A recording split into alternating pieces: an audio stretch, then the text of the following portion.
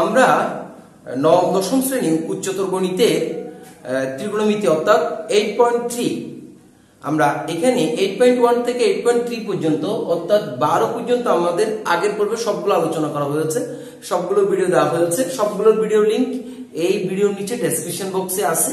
So আমরা আজকে 13 থেকে করব এবং আমরা সমাধান করব। ওকে, তো এই সমাধান করতে গিয়ে আমরা যেটা প্রয়োজন সেটা হচ্ছে আমাদের কোয়াড্রেন্ট জানতে হবে, চতুর্ভাগটা ভালো করে বুঝতে হবে। আশা করি আমরা আগের ভিডিওগুলো দেখছি আর কি। সো এখন এখানে আমাকে সমাধান করতে বলছে, এখানে যে 2 sin θ প্লাস 3 cos θ, এখানে θ এর ভ্যালুটা বের করতে বলছে। তবে এই শর্তের অধীনে, অর্থাৎ θ এর মান 0 থেকে বড় হবে এবং 2 π থেকে ছোট হবে, অর্থাৎ 360 ডিগ্রি থেকে ছোট এবং 0 ডিগ্রি থেকে বড়।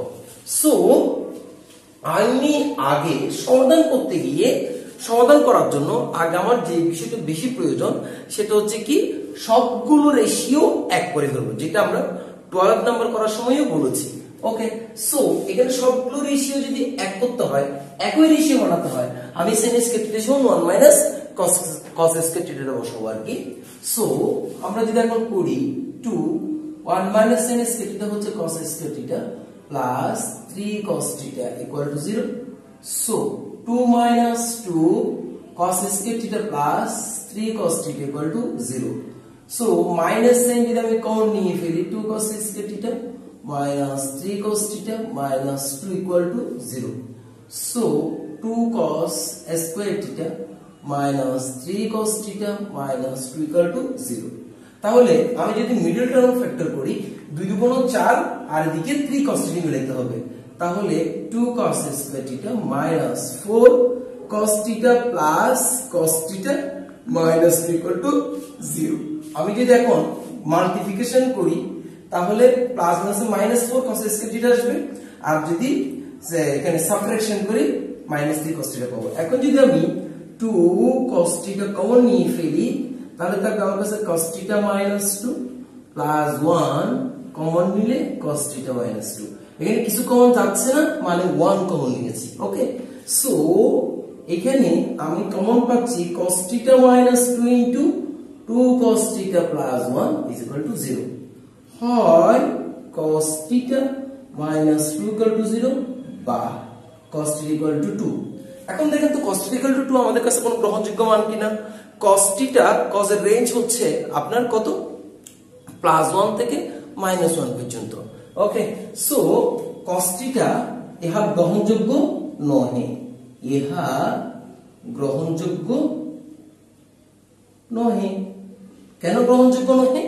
কারণ cos θ এর মান কি, cos θ হচ্ছে +1 এর সমান এবং 1 থেকে বড়, আর -1 থেকে সমান, -1 থেকে ছোট, -1 থেকে বড় এবং +1 থেকে ছোট। এখানে কিন্তু 2 আমাদের cos θ এর কোনো মান হতে পারে না। ওকে, এখন আসি অথবা 2 cos θ +1 equal to 0। So cos θ equal to 2 cos θ equal to -1, so cos θ equal to -half। বলো তো cos কত ডিগ্রি মান হাফ, cos 5/3 ভ্যালু হচ্ছে হাফ। তাহলে এখানে মাইনাস থেকে রেখে হাফ cos কত ডিগ্রির মান সেটা আমরা বসাবো, cos 5/3। cos 5/3 এর মান হচ্ছে কত, হাফ। ওকে, এখন আমরা আসি a হচ্ছে আমার কাছে মাইনাস, আমার কাছে রেঞ্জ আছে কত, 0 থেকে θ এর মান বড় আর 2 π থেকে ছোট। এখন আমরা চলে যাচ্ছি চতুর্ভাগ অর্থাৎ কোয়াড্রেন্ট।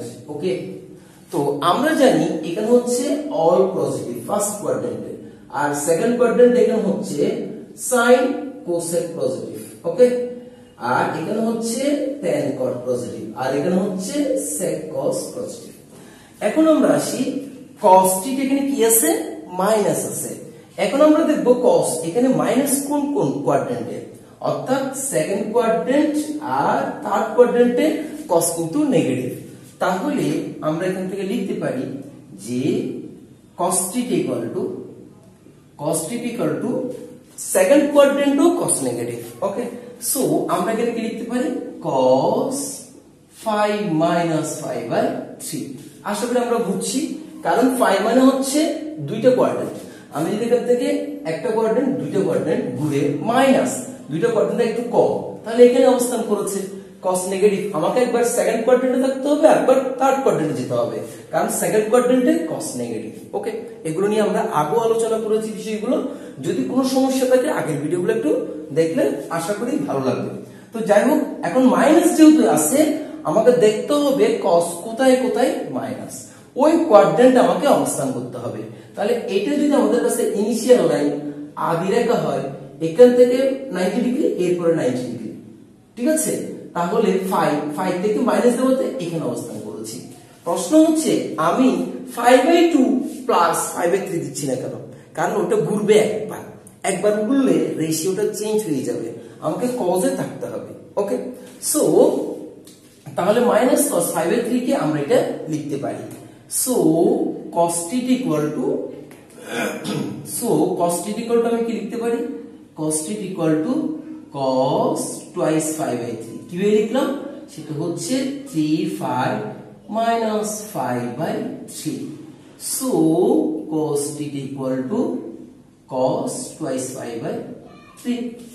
তাহলে আমরা এখান থেকে পাচ্ছি twice 5/3 থিটা বার। আসলে এটা কিন্তু আমরা আগেও করেছি। আমাদের কাছে যখন cos twice 5/3 থাকতো, আমরা এটাকে cos 5 minus 5/3 এ লিখতাম না, এবং সেটাকে কোয়াড্রেন্ট ঘুরিয়ে আমরা মাইনাস cos 5/3 লিখতাম না, জাস্ট সেটাই করেছি আর কিছু না। তাহলে t equal to twice 5/3 একটা ভ্যালু পেয়েছি। আবার আমরা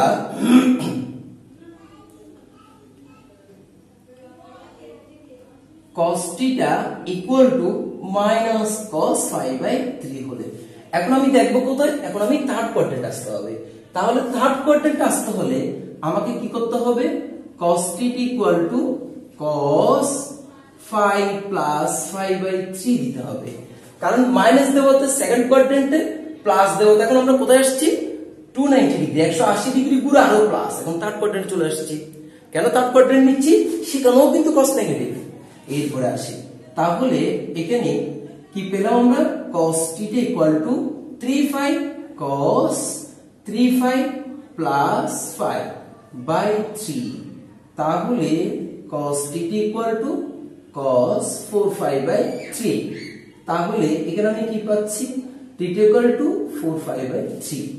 এখন আসি, এখানে একটা পেলাম θ equal to twice 5/3, এখানে একটা পেলাম 4/5/3। এখন আমার কাছে রেঞ্জ বলে দেওয়া আছে থিটার মান টুয়াইস 5 থেকে ছোট, তাহলে এটা কত ডিগ্রি আসছে? 5/3 হচ্ছে 60 ডিগ্রি, 6 × 12, এটা 31 ডিগ্রি, তাহলে টুয়াইস 5 এর ভিতরে আছে। ঠিক এখানে 4 × 24, এটা 240 ডিগ্রি, এইটাও টুয়াইস 5 এর ভিতরে, অর্থাৎ 360 ডিগ্রির ভিতরে। এখন এরপর আর কোয়াড্রেন্ট ঘোরাবো কিনা? হ্যাঁ, আমরা এখন এখানে থেকে এখানে আসছি না, এখান থেকে এখানে আসছি না, এখন আবার যদি নেগেটিভ আসতে হয় পুরো টুয়াইস 5, এরপরে 5/5, আবার 6/5 এর মধ্যে আসতে হবে, অর্থাৎ আমরা এখানে 6টা 90 ডিগ্রি ঘুরতে হবে, অর্থাৎ 3/5 দিতে হবে। ঠিক আছে, 3/5 দিয়ে দেখেন সেটা অবশ্যই 360 ডিগ্রি থেকে বেশি হবে, সেটা আমি দেখে বুঝতেছি। আপনি যদি মনে করেন না আমি বুঝতেছি না, হ্যাঁ আরো কোয়াড্রেন্ট ঘুরতে থাকেন, তাহলে এখান থেকে আমরা এখানে আসছি, এখান থেকে এখানে আসছি, এখান থেকে যাবো এখানে, এরপর এখানে। আপনি যদি বলেন হ্যাঁ আমি ওখানে যাবো, তাহলে ওখানে যদি যেতে হয় আমাকে cos θ equal to minus cos কত 5/3 না, এটা যদি 5/3 হয় তাহলে cos θ equal to, যদি আবার পূর্ণ কোয়াড্রেন্ট আসতে হয় তাহলে আমাকে কত কত 4/5, এটা হবে এখানে যেহেতু minus cos 3/5 minus 5/3। So cos θ equal to, আমি এখানে 3 3 কে কত 3/5 minus 3 মানে কত, অর্থাৎ 6 × 5/2, তাহলে 1 2 3 4 5 6 এখানে, তাহলে 3 3 কে 9, তাহলে 9 থেকে চলে কত পাই 8/5/3। সো θ equal to কত 8/5/3, তাহলে কত হলো এখানে 60, 6 এটা 48, ঠিক আছে, অর্থাৎ 480 ডিগ্রি হয়ে যাচ্ছে। তার মানে এটা আমার গ্রহণযোগ্য নয়। তাহলে আমার নির্ণীয় সত্যের ভিতরে আমার থিটার মান হবে, সুতরাং নির্ণীয় θ equal to, আপনি লিখতে নির্ণীয় সমাধান θ equal to, আমরা কি পাচ্ছি? একটা হচ্ছে টুয়াইস 5/3, আর একটা হচ্ছে 4/5/3। এইটাই হবে আমার কাছে आंसर। শুধু তাই নয়, এই টোয়াইস 5/3 যদি আমি এখানে বসাই, 4/5/3 যদি আমি এখানে বসাই, অবশ্যই এটা আমার 0 আসবে, অর্থাৎ আমার ইকুয়েশনটাকে স্যাটিসফ্যাকশন করবে। ওকে, এর পরের অঙ্কটা আমরা খ নম্বর অঙ্কটা করি। অর্থাৎ ক নম্বরটা যদি বুঝতে পারি, ত্রিকোণমিতিক অনুপাতগুলো যদি আমরা ভালো করে নির্ণয় করতে পারি, খুবই ইজি, একই অঙ্ক, একই নিয়মে করব। সো এটাও কিন্তু রেঞ্জ হচ্ছে কোন সত্যের ভিতরে আমাকে থিটার মানটা বের করতে বলছে, 0 থেকে টোয়াইস হয়। সো এখন এই ইকুয়েশনটাকে আমাকে কি করতে বলছে, সমাধান করতে বলছে। তো আমরা কি করব, প্রথম কাজ হচ্ছে পুরো ইকুয়েশনটাকে একই রেশিওতে পরিণত করা, একই অনুপাতে। তাহলে এখানে একটা cos স্কয়ার ঠিক আছে, তাকে যদি sin স্কয়ার টি নিয়ে যায়, তাহলে একই রেশিওতে পরিণত হয়ে যাবে, তাহলে আমার সমাধান করতে ইজি হয়ে যাবে। সো আমরা করে ফেলি তাহলে 4, এখানে cos স্কয়ার থিটার জায়গায় লিখতে পারি 1 minus sin square theta plus sin theta equal two 5। So 4 minus 4 sin square theta plus 4 sin theta minus 5 equal to 0. So minus 4 sin square theta plus 4 sin theta minus 1 equal to 0. So minus common নিলে 4 sin square theta minus সেটা হচ্ছে 4 sin theta, ওকে, 4 sin theta minus যদি common নিই তাহলে এটা হবে plus 1 equal to 0.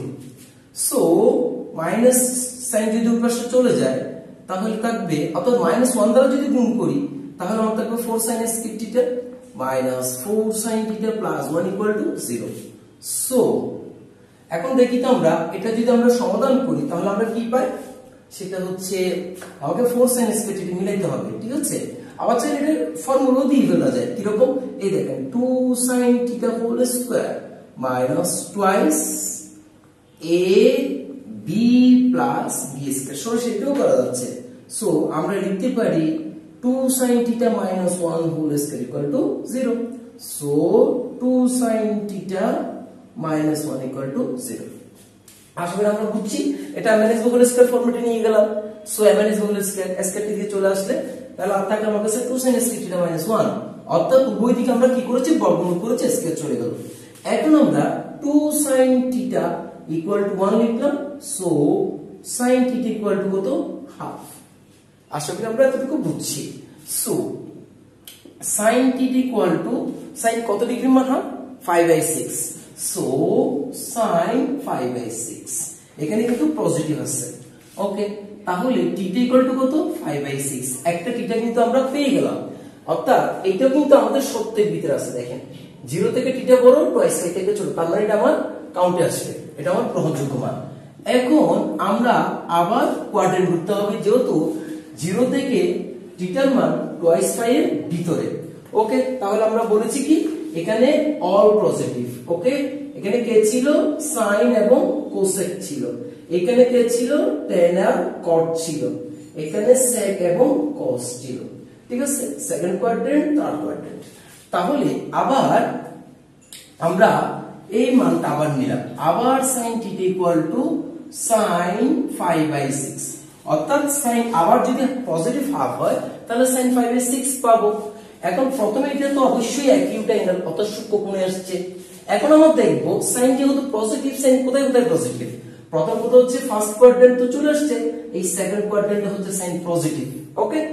Third কোয়াড্রেন্টও negative, fourth কোয়াড্রেন্টও negative, ওকে। আমার দরকার পজিটিভ ভ্যালু।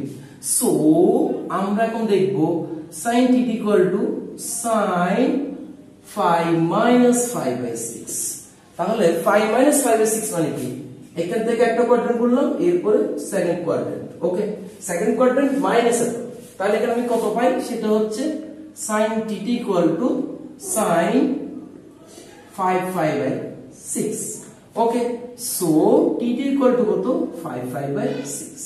এটা কি করেছি আমরা, কোয়াড্রেন্ট গুণিয়েছি, কোথায় পজিটিভ, সেকেন্ড কোয়াড্রেন্টে দ্বিতীয় চতুর্ভাগের জন্য আমাকে এখানে অবস্থান করতে হয়েছে, কারণ এখানে পজিটিভের জায়গায় আমাকে অবস্থান করব। আর পজিটিভ অবস্থান করতে আমাকে কি করতে হবে, দুইটা কোয়াড্রেন্ট ঘুরে ওই জায়গায় অবস্থান করতে হবে। তো 5 - 5/6, তাহলে θ এর মান 5/6 আসছে। এখন 5 কে 6 দিয়ে ডিভাইড করলে 30, 3 5 15 150 ডিগ্রি, তার মানে এটা আমার এইটাও কাউন্টে আছে। এখন আমি আরেকবার দেখব, তাহলে এখান থেকে আমাকে যেতে হবে আবার এইখানে, কারণ এখানেই sin থিটা পজিটিভ। যদি আমরা এখানে আবার আসি, আমাকে কয়টা কোয়াড্রেন্ট পার করতে হয়েছে? ফার্স্ট একটা, দুইটা, তিনটা, চারটা, পাঁচটা, 6টা কোয়াড্রেন্ট পার করতে হবে, তাহলে 3 5 দিতে হবে।